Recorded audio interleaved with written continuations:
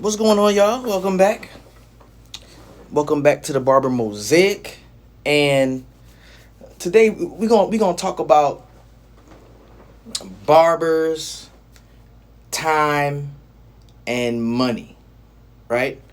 We're gonna talk about barbers, time, and money. Tree Top, what's happening, homie?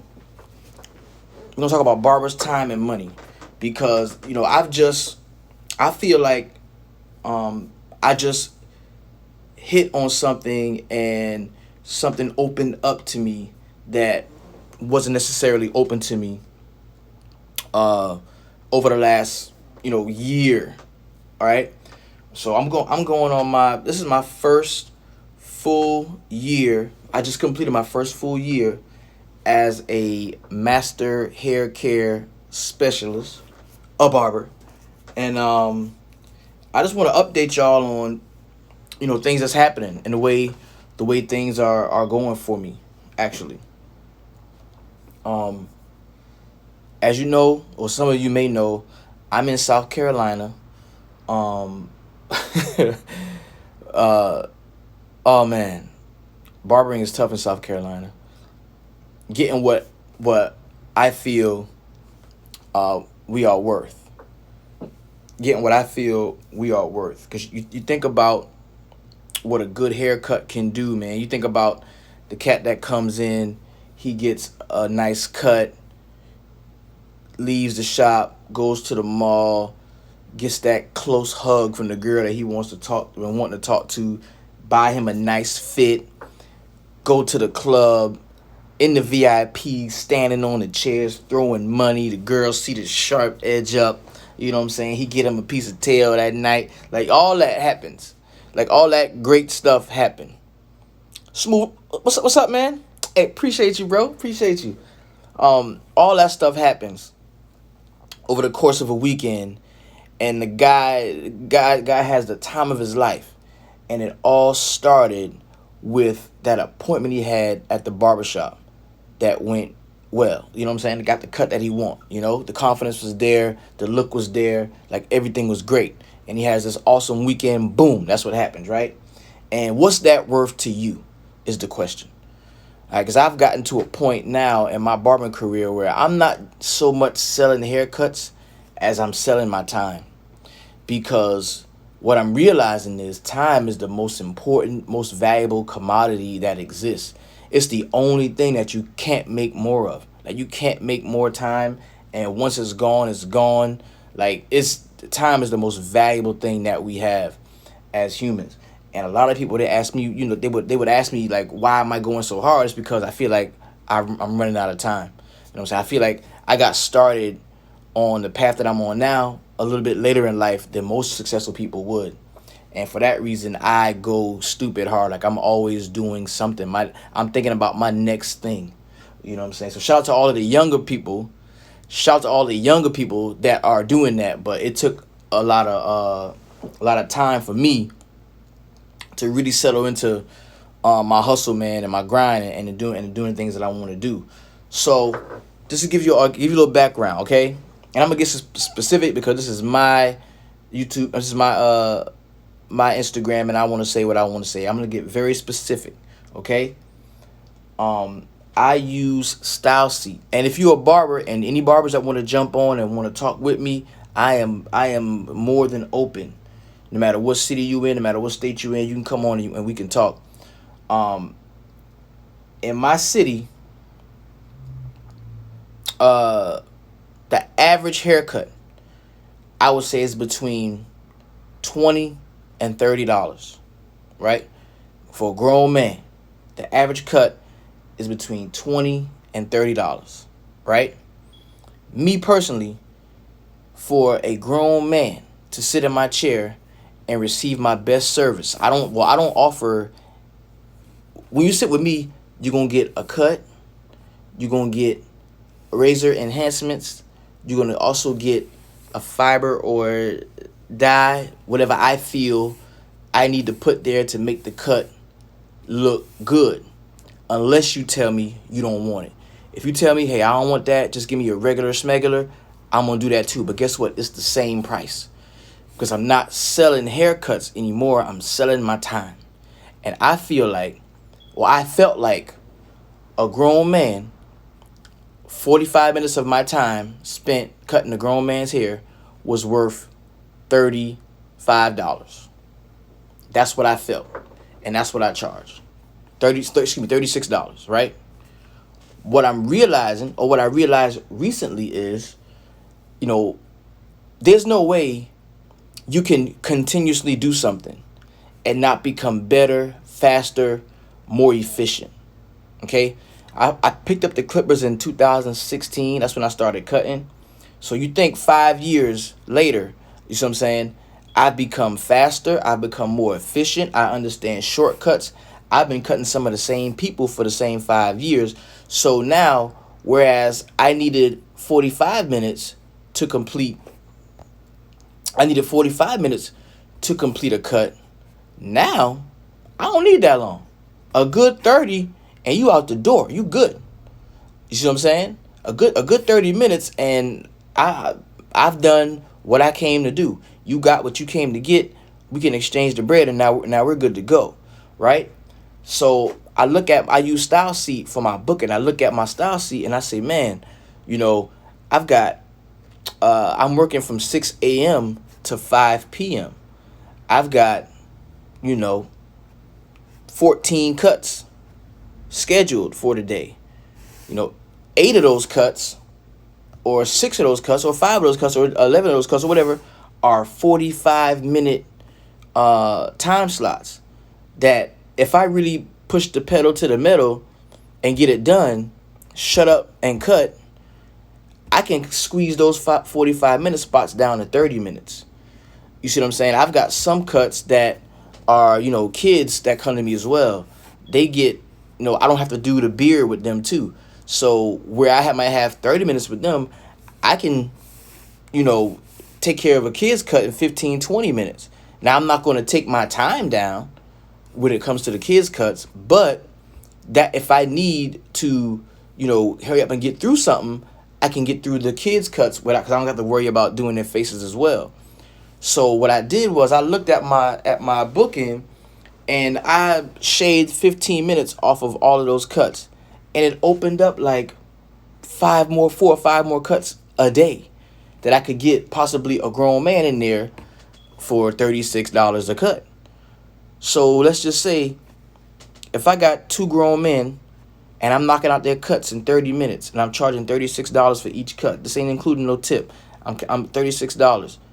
Shit, in that time frame, if I can knock those 2 grown dudes out, if I can knock them 2 grown men out in 30 minutes, I'm making $72 an hour. Right? And I talked to other barbers because let's be real about it. I'm still young in this thing now. I ain't been doing this but so long. So I spoke to some other barbers to see where they were at. And, some barbers that I definitely respect were saying, well, why don't you cut less people's hair and charge more money? All right. Okay. So let's say I go up to 50. You're going to get my best stuff for $50 for an hour. You see what I'm saying? Now I'm making $50 an hour. That's less than, what would you rather do? Would you rather cut 1 head in an hour and make 50, or cut 2 heads in an hour and make 72? I would rather cut 2 heads in an hour and make 72, because then that puts me on the road at some point when I want to go up. I can cut 2 heads in an hour and make 100. You see what I'm saying? So once you get to a certain performance level, in terms of, and this is what makes barbers fast. This is what makes us fast, or to be able to get through a cut, right? This is what does it. Your efficiency, knowing your tools. That's why I stopped buying clippers.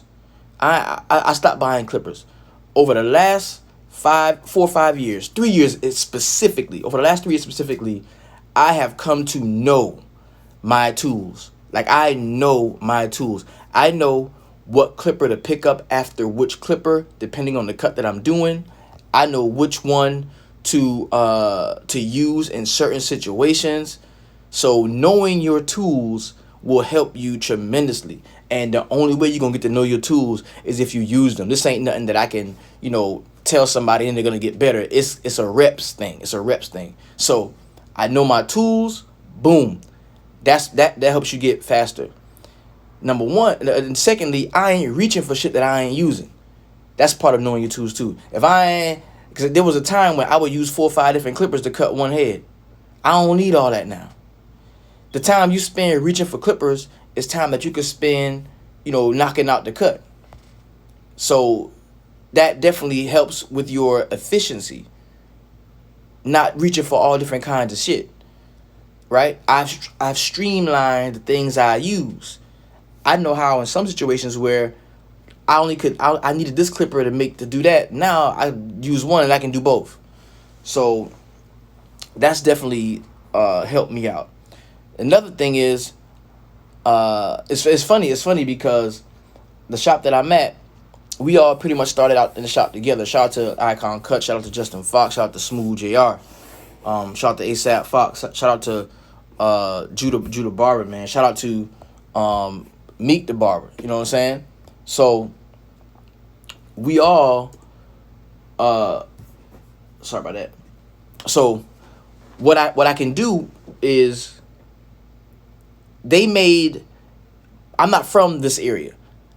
So when it was time for the shop to have an official phone number, they was like, yo, why don't we just make the shop number your number and you can answer the phone? Because honestly, I wasn't cutting hair that much anyway. So I was like, fuck it, cool.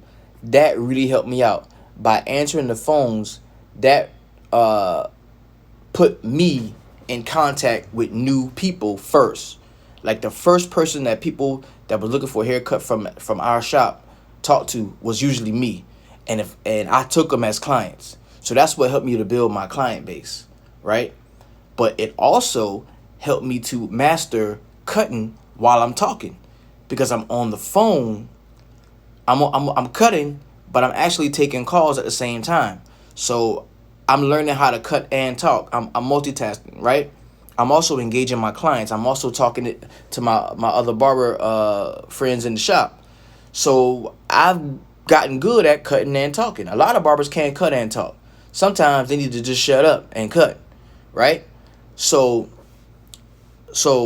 now that I've gotten to know my tools, I've gotten to know my station, because I keep my station clean. After I use something, I put it back where I got it from. So when I go to reach, I ain't just reaching for something that's not there, or I don't got to turn around and be fumbling through a bunch of stuff. I can, boom, next tool, wow, I go right into it, right? So all these things have helped me to streamline my technique, where now what used to take me an hour, what used to take me an hour only takes me 30 minutes. And my question to you, if you've been cutting hair for years and you've developed a system, you've become more efficient. The things that used to take you an hour only take you 30 minutes. My question to you is, where's your compensation for that? What in any other job, right? The better you get, the more you produce, the better you get, the more you make. Since you own your own business, you're a barber, you're your own business, your own brand.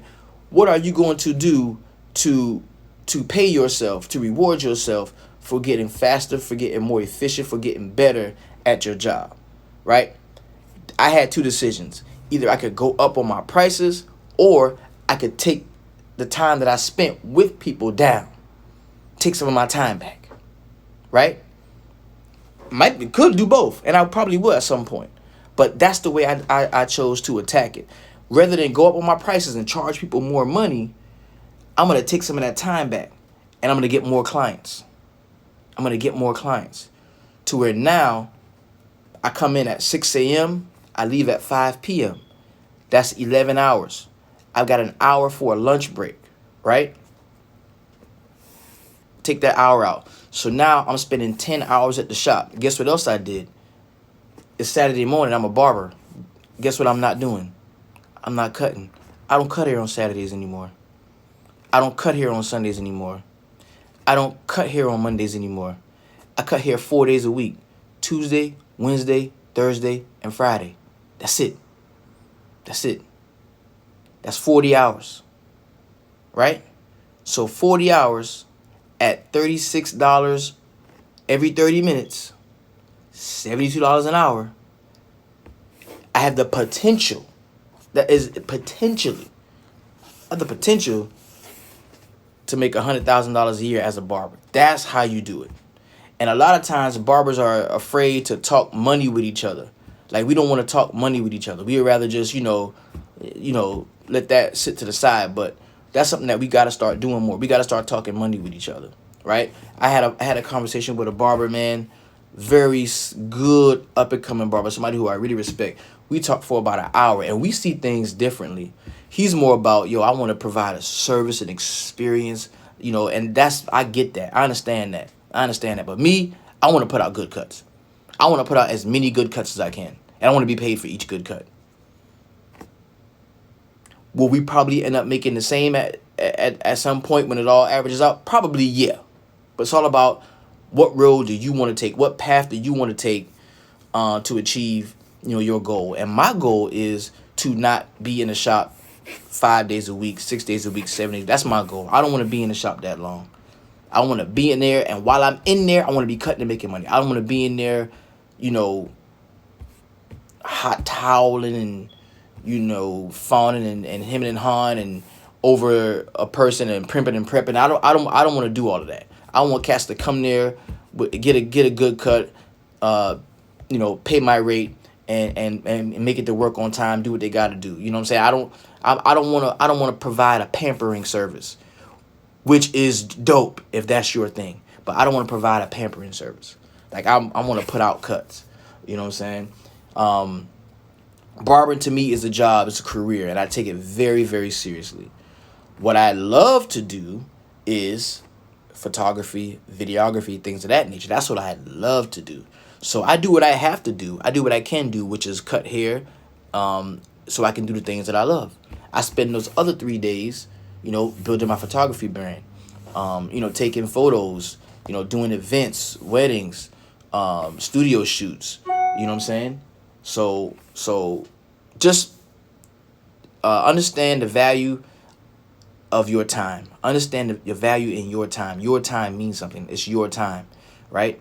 You only get 24 hours in a day, and we all get the same 24 hours, right? And if you live by society standards, 8 of those hours you're going to spend working for somebody else. The other 8 hours you're going to spend sleeping. And the last 8 hours are the hours that you have to do what you want to do. So if you live by society standards, that means you only are actually living 1/3 of your life. Fuck that. I don't want to live 1/3 of my life anymore. I'm not doing that. I want to live as much of my life as I can take back, right? So I don't work for anybody else. I work for myself. I spend my time doing what I want to do. I don't sleep 8 hours. I might sleep 4 or 5. I don't need all that sleep. I do need rest. Don't get me wrong. I do need rest, but I don't need a lot of sleep. As a matter of fact, I'm at peace and rest right now in my office. This is a resting place for me, right? I need peace. I need rest. I don't need a lot of sleep. I get 5 hours sleep max. I am good. That's all I need. So take back those hours in your life. Understand how important your time is, and make folks pay for your time. Make folks pay for your time. So this has been the Barber Mosaic. Thank y'all for joining me for this little quick rant on my Instagram. I don't know if I'm gonna post it or not. I don't know. I probably will. I might. I don't know. But go check me out on YouTube, man. It's at the Barber Mosaic on YouTube. A lot of stuff gonna be on there. Haircut stuff, product reviews, camera stuff, photo shoots, haircut, whatever, all kind of shit, man. So y'all have a good one, and I will see y'all on the next one. I'm out.